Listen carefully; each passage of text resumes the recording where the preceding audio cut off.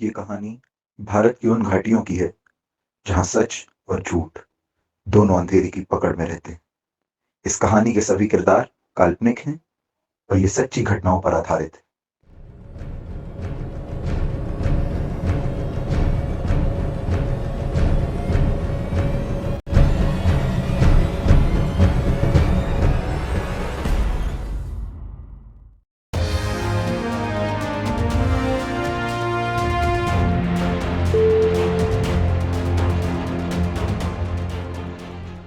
नमस्कार दोस्तों, स्वागत है आपका सच की खोज में। आज हमारे साथ है मिस श्रीवास्तव, जो कि है एक जानी मानी ह्यूमन राइट्स एक्टिविस्ट, और मिस्टर गायकवाड़, जो इस इन्वेस्टिगेशन पर रिसर्च कर रहे हैं। साथ ही जुड़ी हुई है मिस्टर अर्जुन की पत्नी लेखा जी, जिनसे हम कुछ बातें करेंगे और जानेंगे क्या है उनके पति की मौत का सच।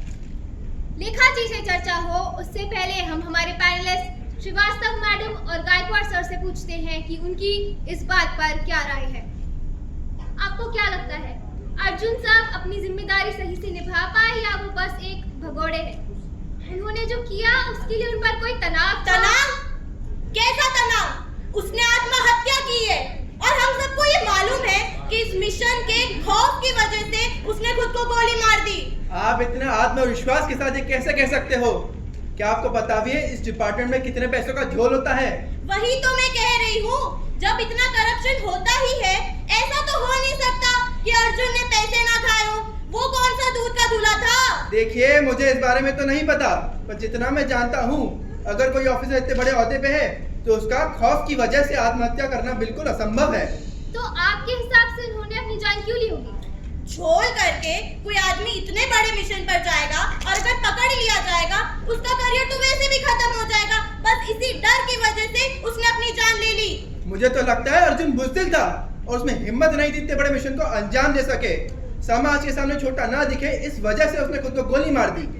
ऐसे स्वार्थी लोगों की वजह से हमारे देश का ये हाल हो रहा है। चोरी अर्जुन जैसे लोग करते हैं और सेना पूरे देश को करता है। चंद पैसों की वजह से अर्जुन जैसे लोग अपना जमीर तक बेच देते हैं।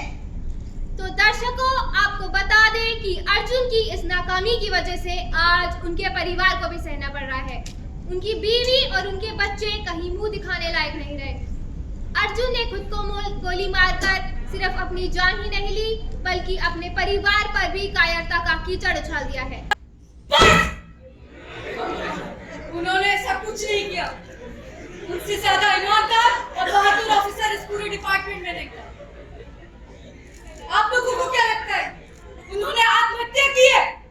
नहीं, उनकी हत्या हुई है और उनके मर्डर की जिम्मेदार आप जैसे लोग और ये पूरा सिस्टम है। यहाँ तक कि गवर्नमेंट भी प्राइवेट एजेंसियों के साथ मिली हुई है। इन सब ने मिलकर मेरे पति को मार दिया। मैडम, हम आपका दुख समझ सकते हैं, लेकिन इमोशनल होके थोड़ी ना कुछ किया जा सकता है। और आप जो कह रही हैं कि सिस्टम ने आपके पति की जान ली है, क्या आपको पता है ये सिस्टम हमेशा से आपके लिए क्या करता है? ये सिस्टम आप जैसे नागरिकों को रक्षा और न्याय दिलाने के लिए बना है। बिना कुछ जाने आपने मेरे पति को गुनहगार साबित कर दिया और आप कह रहे हैं ये सिस्टम न्याय दिलाना चाहता है। ये सिस्टम कभी न्याय नहीं दिला सकता।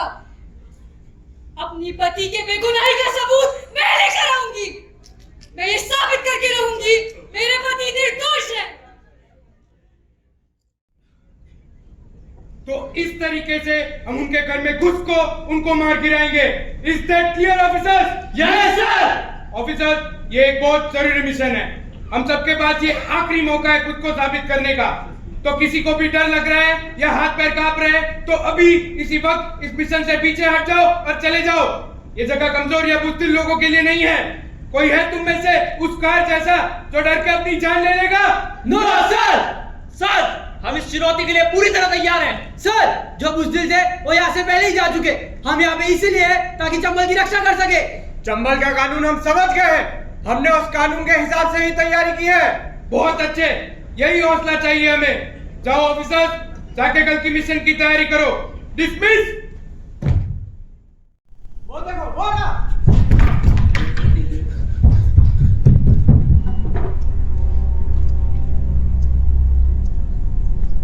पक्का इसी तरफ आते हुए देखा था ना तुमने उसे? हाँ, अभी तो यही था। पता नहीं एकदम से कहाँ चला गया। आज हमें उस डकैत को किसी भी हालत में पकड़ना है। तुम लोगों को पता है ना, अगर आज वो यहाँ से जिंदा निकल गया तो हमारे लिए कितनी बड़ी मुश्किल हो जाएगी और लोग हमें भी कहां समझेंगे।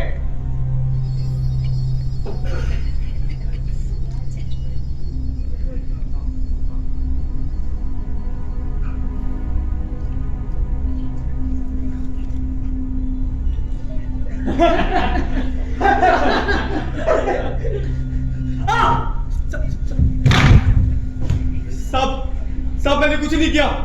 आप लोग मुझे यहाँ क्यों लेके आए हो? मुझे क्यों मार रहे हो? अरे चुप! अपनी औकात भूल गया क्या? साहब मैं तो गरीब आदमी हूँ, 4 पैसे ज्यादा कमाने के लालच में यहाँ आ गया था। मैंने कुछ नहीं किया। मेरा परिवार मेरे घर पे इंतजार कर रहा होगा। हमसे जुबान लड़ाने की तेरी हिम्मत कैसे हुई? एक तो डकैती करता है, ऊपर से हमसे ज्ञान भी देता है। साहब मैंने कोई डकैती नहीं करी। साहब मैं तो एक मामूली सा। चुप हो जा। साहब मुझे छोड़ दो। साहब मैंने कुछ नहीं किया।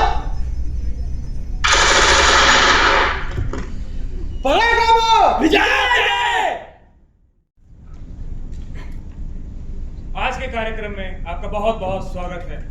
आज है हमारे साथ गवर्नमेंट ऑफिशियल श्रीमती सावित्री देवी और क्रू चीफ मिस्टर राठौड़। हाल ही में चंबल में बहादुरी और साहस का प्रदर्शन किया गया था और उसी के उपलक्ष्य में मैं श्रीमती सावित्री देवी से यह आग्रह करना चाहूंगा कि क्रू चीफ मिस्टर राठौड़ को मेडल से सम्मानित करें।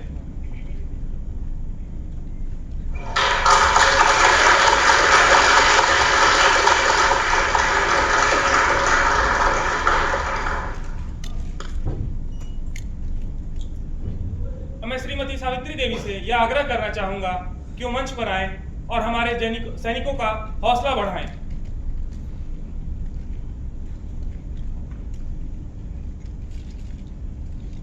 नमस्कार मेरे भाइयों और बहनों, आज हम यहाँ उन ऑफिसर्स को सम्मानित करने के लिए हैं जिन्होंने अपनी जान पर खेलकर चंबल को एक सुरक्षित जगह बनाया है, जिन्होंने डर को पीछे छोड़कर चंबल के हर एक इंसान को जीत दिलाई है।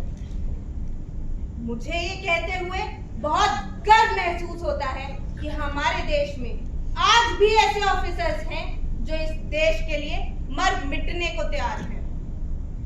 हमारे जाबाज ऑफिसर्स ने चंबल के जंगलों में जाकर निडरता और देश प्रेम की मिसाल कायम की है। मैं आज आप सबको आश्वासन देना चाहती हूँ कि जब तक हमारे देश में ऐसे ऑफिसर्स हैं, तब तक हम पर किसी प्रकार का जुर्म नहीं हो सकता। धन्यवाद।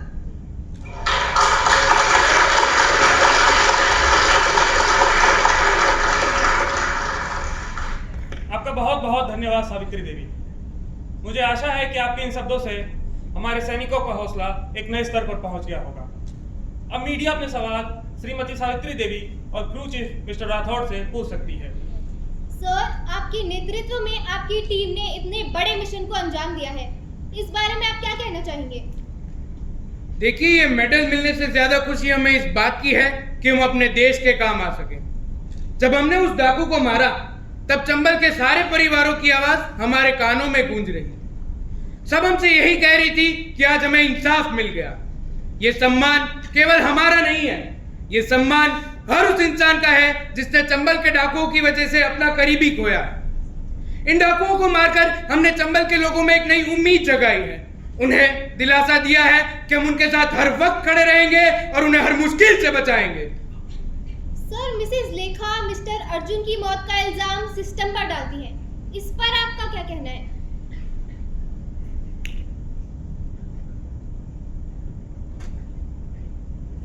देखिए, ये सारे इल्जाम बेबुनियाद हैं।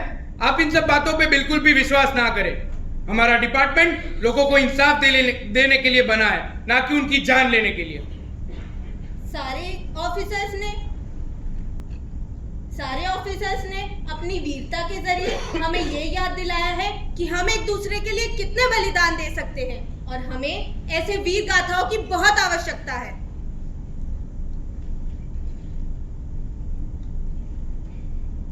आज के लिए इतना काफी है। आपका यहाँ आने के लिए बहुत बहुत धन्यवाद।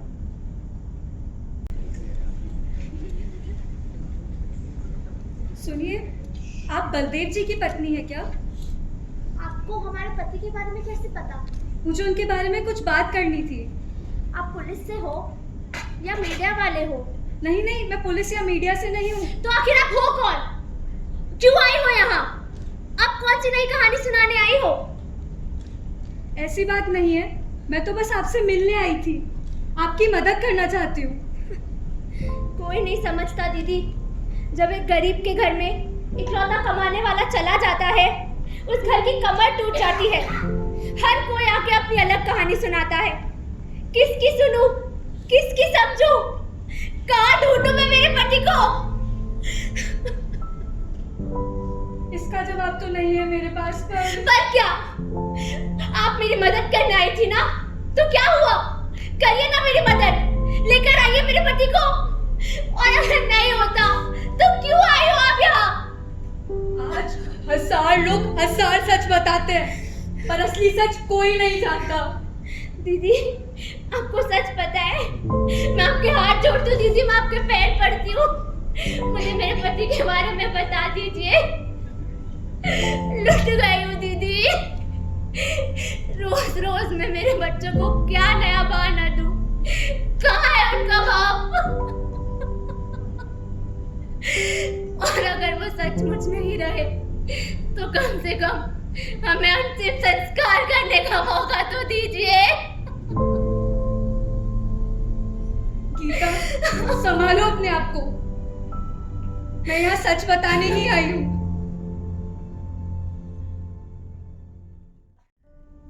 लेखा, मैंने जिंदगी में कभी ये नहीं सोचा था कि हमारी आखिरी बातें भी खत के जरिए होगी। याद है तुम्हें जब मैंने पहली बार यूनिफॉर्म पहनी थी? गर्व और खुशी की वजह से तुम्हारी आंखों में आंसू आए थे। उस दिन मैंने तुमसे एक वादा किया था कि जब तक यूनिफॉर्म पहनूंगा तब तक एजेंसी का हर कर्म निष्ठा और ईमानदारी के साथ करूंगा। लेखा, आज मैंने आखिरी बार ये यूनिफॉर्म पहनी है, क्योंकि मैं तुम्हारा भरोसा नहीं तोड़ सकता। ये लोग चाहते हैं कि मैं मेडल पाने के लिए एक निर्दोष मजदूर को डाकू बना के मार दूं। मैं चाह कर भी इनके खिलाफ कुछ नहीं बोल सकता, क्योंकि अगर मैंने इनके खिलाफ कुछ भी कहा तो मेरे परिवार की जान को खतरा हो सकता है। मुझे रोज धमकियां मिलती है, रोज डराते हैं कि मेरी पत्नी और मेरी बच्ची को जान से मार देंगे। इसलिए मुझे यह फैसला लेना पड़ रहा है। इस एजेंसी ने मेरे पास इसके अलावा और कोई रास्ता नहीं छोड़ा। तुम इस यूनिफॉर्म को तो जरूर देख पाओगी, पर इस यूनिफॉर्म में अपने पति को अब कभी नहीं देख पाओगी। लेखा, याद रखना कि मैं तुमसे बहुत प्यार करता हूं। अपना ख्याल रखना और हमारी बेटी को बताना कि उसके पापा एक ईमानदार और सच्चे ऑफिसर है। हो सके तो मुझे माफ कर देना लेखा। तुम्हारा अर्जुन।